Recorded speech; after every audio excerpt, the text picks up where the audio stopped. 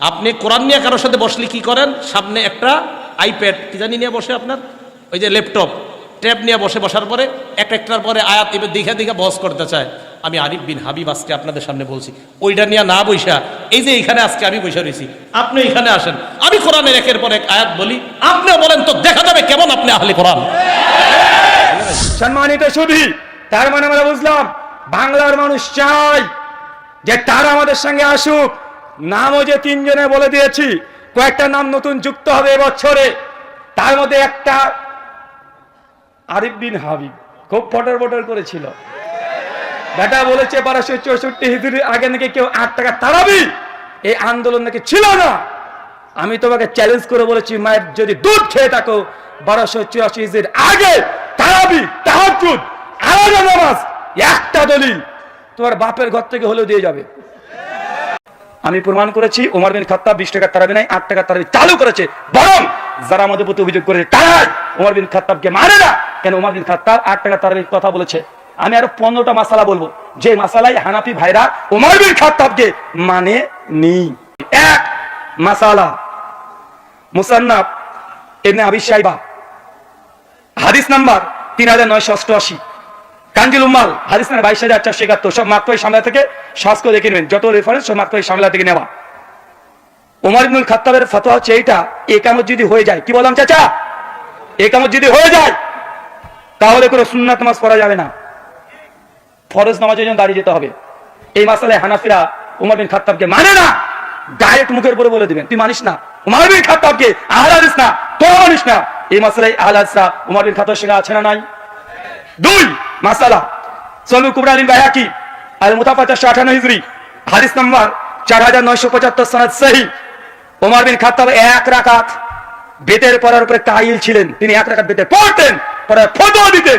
হানাফি ভাইরা 1 রাকাত বিতেরকে অস্বীকার করে, এই মাসালায় ওমর বিন খাত্তাবকে তারা মানে না। মাসালা 3, কাফাতুল আওয়াজি কিতাবুত তাহারাত প্রথম খণ্ড 291 পৃষ্ঠা, পাগড়ির উপরে মাসা করা, কি কথা বলেন? পাগড়ির উপরে মাসা করা ওমর বিন খাত্তাবের ফতোয়া জায়েজ, তিনি জায়েজ ফতোয়া দিতেন। হানাফি ভাইরা এই মাসালাতে ওমর বিন খাত্তাবকে মানে না, বলে পাগড়ির উপরে মাসা করা জায়েজ না। ভাই ওমর বিন খাত্তাবের বিরুদ্ধে কারা আছে? আহলে হাদিস না হানাফি? ভাই এই কথাগুলো বলতে চায় না, এসব অ্যান্টিমানাম দিতেও চায় না, কিন্তু যেহেতু অভিযোগ বলতেই হয়। কমচিতে খোঁচা দিলে বাঁশঝাড় দিতেই হবে, তাই দিতে শুরু করছি, কিচ্ছু করার নেই। 5 মুসান্নাফ ইবনে আবি শাইবা হাদিস নাম্বার 7092 এবং কানজুল উম্মাল হাদিস নাম্বার 21198, সনদ সহিহ। কুনুতে বিতির আমরা পড়ি না বেতের নামাজে, সেই সময় রাফলিয়া দিন করবে হাত তুলি কি তুলি না? হাত তুলি। ওমর বিন খাত্তাবের ফতোয়া হাত তুলতে হবে, হানাফি ভাইরা তুলে না। মাসালা 6, ইরুল গালিল শেখ আলামা নাসির আলবানী রহমাতুল্লাহ তৃতীয় খণ্ড 66 পৃষ্ঠা, কিতাবুল জুমা আলোচনা করতে গিয়ে অনেকগুলো দলিল এনেছে এক জায়গায়। যারা ছাত্র বন্ধুরা আছেন ভালো করে ঘেটে দেখে নেবেন। ওমর বিন খাত্তাবের ফতোয়া গ্রামে জুমার নামাজ পড়া যাবে, হানাফিদের ইজমাই ফতোয়া গ্রামে জুমার নামাজ নাই, তারপরে তারা পড়ে, আছে না নাই? এই মাসালাতেও ওমর বিন খাত্তাবের যে ফতোয়া এর বিরুদ্ধে হানাফিরা আছে। মাসালা 8, জবরদস্তি তালাক হবে কি হবে না? এই মাসালা একটু খুলে বলি, ভালো লাগে, তালাকের কথা বললে ভালো লাগে। কেন বলেন তো? ওই যে অটো তালাক করে দেয় হানাফি ভাইদের ফতোয়া, কেউ যদি জবরদস্তি তালাক দেয় তালাক হয়ে যাবে। মানে আপনার বউ আপনাকে দেখাচ্ছে কেউ একটা গুন্ডা ছোট, তালাক দে, তোর বউকে তালাক দে, তাহলে গুলি করে মেরে দেবো। এখন আপনি ভয়ে বলে দেন তালাক তালাক তালাক, বউ অটো তালাক, ওই গুন্ডা আপনার বউকে নিয়ে চলে যাবে। মানে জবরদস্তি তালাক হবে কি হবে না? ওমর বিন খাত্তাব বলছে হবে না, হানাফি ভাইদের ফতোয়া হবে। আমি আপনাকে আরেকটু ক্লিয়ার করে বলে দিই, জবরদস্তি তালাক আহলে হাদিসরাও বলে যদি জবরদস্তি প্রমাণ হয়, কিন্তু শর্ত আছে। হানাফিদের নিকটে কোনো শর্ত নেই, আহলে হাদিসদের নিকটে শর্ত, জবরদস্তি যখন হবে সেই সময়তে তার মৃত্যুর ভয় থাকতে হবে। কি থাকতে হবে? মৃত্যুর ভয় থাকতে হবে। 2, যাকে জবরদস্তি করা হচ্ছে সে ব্যক্তি ক্ষমতা থাকতে হবে, ডিফেন্স যদি করার ক্ষমতা না থাকে, 6খানা শর্ত আছে, ওটা নিয়ে আলোচনা করছি না। কিন্তু এই মাসলায় ওমর বিন খাত্তাব বলে জোর করে যে তালাক যদি দিয়ে দেয় ওই তালাক ধার্তব্যের মধ্যে গণ্য হবে না। কিন্তু হানাফি ভাইরা বলে ঘুমের ঝুঁকে যদি বউকে তালাক দিয়ে দাও, অথবা ঘুমের ঝুঁকে স্বপ্ন দেখেছো যে হাতের আঙুল চলছে বউর দিকে, দিয়ে বলছে তালাক তালাক তালাক, বউ শেষ। কথা বুঝলেন না? মানে ফতোয়া স্বামীকে দেবো তালাকে পরিষ্কার ফতোয়া দেওয়া আছে। চলেন মাসালা 9, কানজুল উম্মাল 23538 হাদিস, আলী মুত্তাকি হানাফির সংকলিত হাদিসের গ্রন্থ, প্রায় 50,000-এর কাছাকাছি হাদিস আছে, সনদ নেই, শুধু মতনগুলো তিনি জড়ো করেছেন। ওমর বিন খাত্তাব তিনি বৃষ্টি প্রার্থনা ইস্তেসকা সালাতে দুই হাত তুলে দোয়া করা এবং চাদরটাকে উল্টো করে কাঁধে ঝুলিয়ে দেওয়া, তার ফতোয়া জায়েজ। সুনান তিরমিজি 559 নম্বর হাদিস আলোচনা করতে গিয়ে তিরমিজি বলছেন এই মাসালায় আবু হানিফা ইমাম আবু হানিফার নিকটে ইস্তিসকার কোনো সালাতই নাই, মানে বৃষ্টি বর্ষণার নামাজই নেই। তার মানে 9টা মাসালা পালেন, যেটা হানাফি ভাইরা ওমর বিন খাত্তাবকে মানে না, 3 তালাক দিয়ে ওমর বিন খাত্তাবকে বাতিল করে দিয়েছে। বেটা আর আমাদেরকে বলে আমরা নাকি ওমর বিন খাত্তাবকে মানি না। বেটা সাধু বেশে পাকা চোর, বুঝলেন না মনে হয়। মাসালা 10, তিলাওয়াতে সিজদা। কোরআন মাজিদ পড়ছেন, সিজদার আয়াত আসে না, সেই সময় কি দিতে হয়?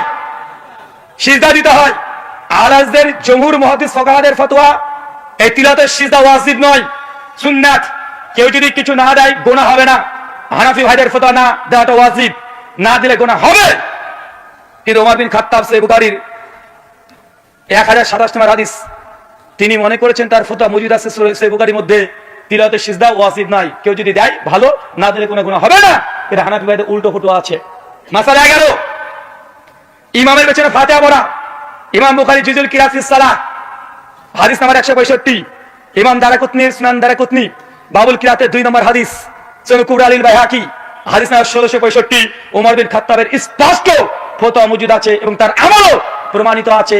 ইমামের পেছনে মুক্তারি ফাতিহা পড়বে, কিন্তু হানাফি ভাইরা বললে পড়লে মুখে নাকি আগুন ঢুকিয়ে দিতে হবে। তারপরে এই মাসালায় কি হলো কথা বলেন? রামাজান মাসজিদে বলে ওমর বিন খাত্তাবকে মানে না। বেটা এই 15 মাসালা মেনে দেখাও। মাসালা নাম্বার 12, সূরা হাজ। সূরা হাজে কয়টা সিজদার আয়াত আছে? কয়টা? 2টা। হানাফি ভাইদের নুসখাগুলো দেখবেন একটা। কয়টা আছে? একটা। মুসনাদ ইবনে আবি শাইবা হাদিস না 4318, সেই সনদে প্রমাণিত আছে ওমর বিন খাত্তাব বলেছেন সূরা হাজের মধ্যে 2খানা সিজদার আয়াত আছে। এটা ওমর বিন খাত্তাবের ফতোয়া। হানাফি ভাইরা একে ওমর বিন খাত্তাবকে মানে না। মাসালা নাম্বার 13, লাস্টে একটা সুন্দর ঘটনা আছে। 18 বয়স প্লাস তাদের, যারা বয়স্ক আছেন তারা থেকে যান, বাচ্চাদের আছেন চলে যান। লাস্টের দিকে 18 প্লাস ইমাম কুদামা রাহিমাহুল্লাহ মুগনির মধ্যে 9ম খণ্ড পৃষ্ঠা 131 আলোচনা করছেন 14 নম্বর মাসালা। তিনি বলছেন কোন স্বামী যদি হারিয়ে যায়, কি হারিয়ে যায় বলেন তো?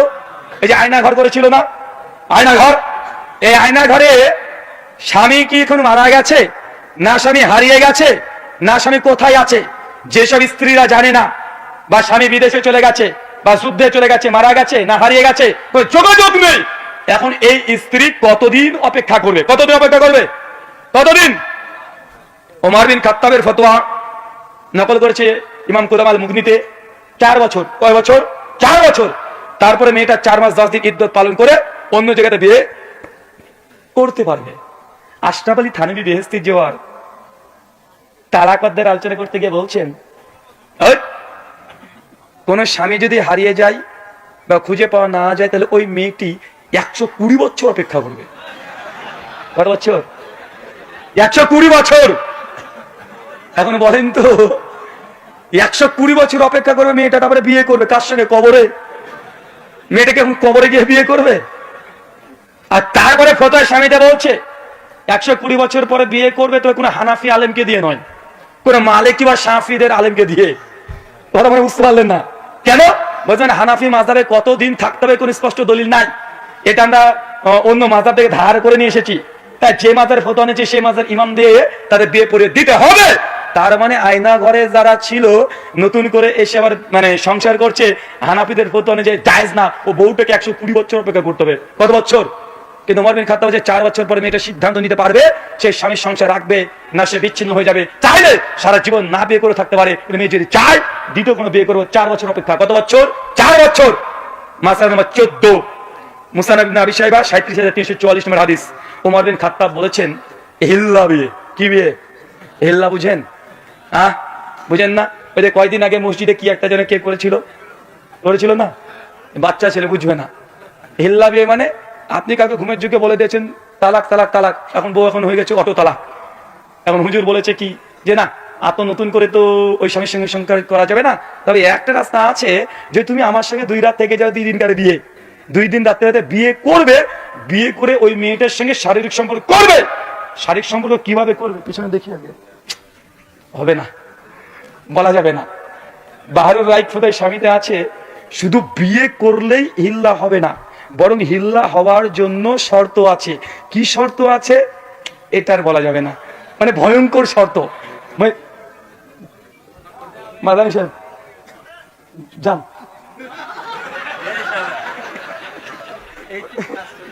যান ওদিকে যান। মানে শর্ত যা দিয়েছে পরিষ্কার শর্ত। ওই যে দুজনের ভদ্র ভাষায় বলি, জননেন্দ্রিয় টাচ হতে হবে। সে টাচ হলে হবে না, গরমের অনুভূতি পেতে হবে। যদি গরমের অনুভূতি না হয় তাহলে হিল্লা হয়নি, আবার যেতে হবে। আরে বলছেন আরো ভয়ঙ্কর আছে, আর বলা দরকার নেই, আপনার যাদের দরকার তারা পড়ে নেবেন। এটা হচ্ছে হিল্লার মাসালা। ওমর বিন খাত্তাব রাদিয়াল্লাহু তাআলা আনহু ফারুক আজম তার ফতোয়া, কেউ যদি হিল্লা করে তাকে রজম করতে হবে। কি করতে হবে? রজম করতে হবে। হানাফি ভাইরা ওমর ইবনে খাত্তাবের এই ফতোয়া মানে না, তারা অস্বীকার করে দেয় হিল্লা করাকে তার নেকির কাজ মনে করে। কিসের কাজ? নেকির কাজ, সওয়াবের কাজ।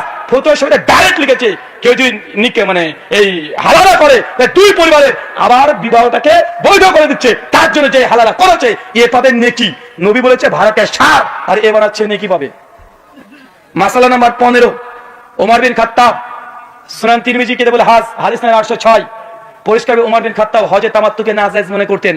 সহিহ বুখারী 563 কিতাবুল হাজ ওমর বিন খাত্তাব হজে তামাত্তুকে নাজায়েজ মনে করতেন, হানাফিরা জায়েজ বলে। মানে এই মাসালায় ওমর বিন খাত্তাবকে তারা মানছে না। 16 নম্বর মাসালা, তারাবি ওমর বিন খাত্তাব 8 টাকাতে কথা বলেছে, হানাফিরা মানে না। টোটাল কয়টা দিয়েছি? কয়টা? টোটাল 16টা মাসালা। এই আলোচনাটা আবার শুনবেন, নোট করবেন। যখনই বলবে আহলে হাদিসরা ওমরকে মানে না, একদম এই দলিল দিয়ে জুতা পিটা করে ছেড়ে দিবেন, জুতা পিটা করে ছেড়ে দিবেন। আলহামদুলিল্লাহ, সূরাটা বিশুদ্ধভাবে পড়তে পারে না, কয় আপনার সাথে আমি বহস করতে চাই। আমি কিন্তু বহস পারিও না, আমারও তো যোগ্যতা নাই। সত্যি সত্যি মুবাহিস তো আমাদের ফরাইজ হিসাব আবরার ভাই, ওনারা তো অনেক সময় বলে কয় আমি বহস করতে চাই। সূরা ফাতিহা কি পারে না? শুদ্ধ পারে না। আমি বলছি না যে উনি বহসে পারবে না, যিনি বলে মাশাআল্লাহ উনিও ভালো বহস করে, কথার কথা যেই বলে উনি বলুক, আপনাদের কেউ বলেন, অথবা একটা জেনারেল শিক্ষিত আপনারা বলেন যে আমি আপনার সাথে বহস করতে চাই, আমি বলবো না মাশাআল্লাহ এটা আপনার যোগ্যতা, আল্লাহ তাআলা আরো বাড়ায় দেয়।